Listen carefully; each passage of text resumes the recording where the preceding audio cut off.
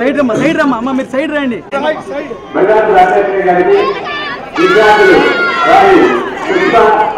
ప్రతి ఒక్కరు కూడా వారికి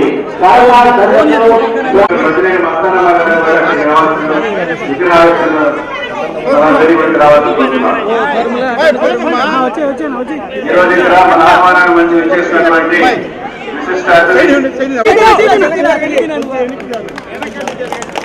వెనక నువ్వు ముందుకెళ్తారా జూమ్ తీసుకో.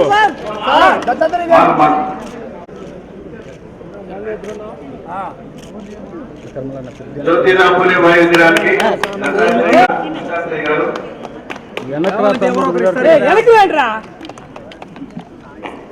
శుద్ధంగా నేను కుర్చీ ఎక్కువ నేను చేసి కానుకలు. మీరు దత్తాత్రేయ గారు ఈరోజు నెల్లూరు రావటం జరిగింది.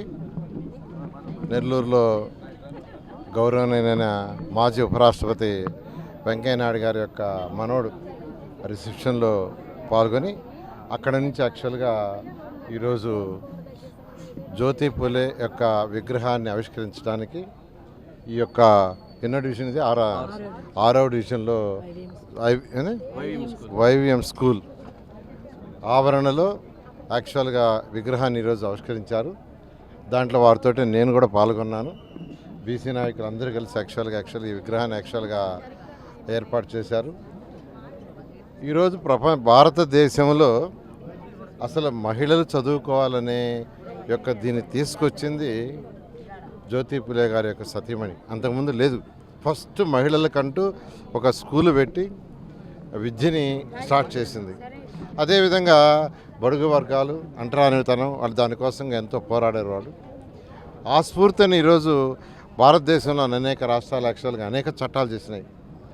ఈరోజు మన ప్రభుత్వం ఎన్డీఏ ప్రభుత్వం తీసుకుంటే ముఖ్యమంత్రి గారు ఈరోజు ఒకటే అంటారు, మహిళలు అన్నిట్లో మగవారితో సమానంగా పోటీ పడాలి అనే విధంగా ఈరోజు ఈ రాష్ట్రంలో చట్టాలు చేస్తున్నారు.